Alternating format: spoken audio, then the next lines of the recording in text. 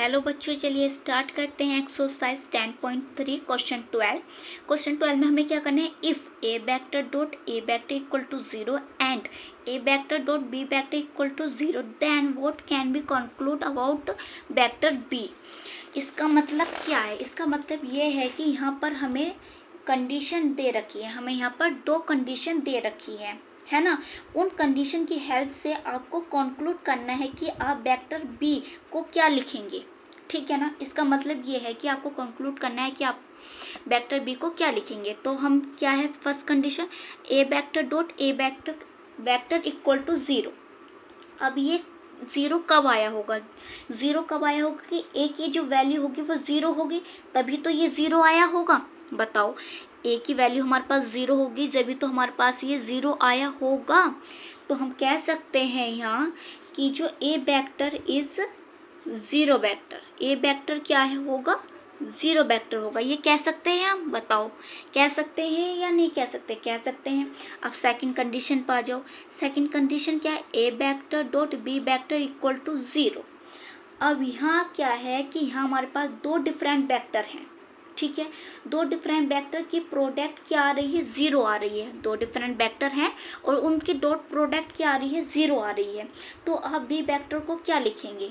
क्या B vector को आप क्या कंक्लूड करोगे? बताओ, पहली कंडीशन क्या है हमारे पास? पहली कंडीशन क्या है कि ए हमारे पास क्या है, 0 था। ए हमारे पास क्या है, 0 है। तो ए वेक्टर 0 हो जाए, ए वेक्टर 0 था ना हमारे पास, तो यहाँ हम कह सकते हैं कि अगर ए वेक्टर हमारा 0 हो जाए, बताओ ए वेक्टर हमारा 0 हो जाए तो जो बी वेक्टर हमारा 0 हो या ना हो, ए वेक्टर अगर हमारा 0 हो गया, बी वेक्टर 0 हो या ना हो, इससे हमें कोई फर्क नहीं पड़ेगा, पर आंसर क्या आएगा, 0 ही आएगा।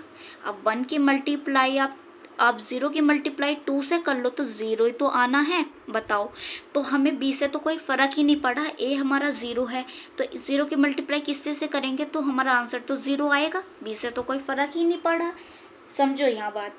तो बी का क्या है कि बी नॉन ज़ीरो वेक्टर भी हो सकता है और 0 वेक्टर भी हो सकता है ना।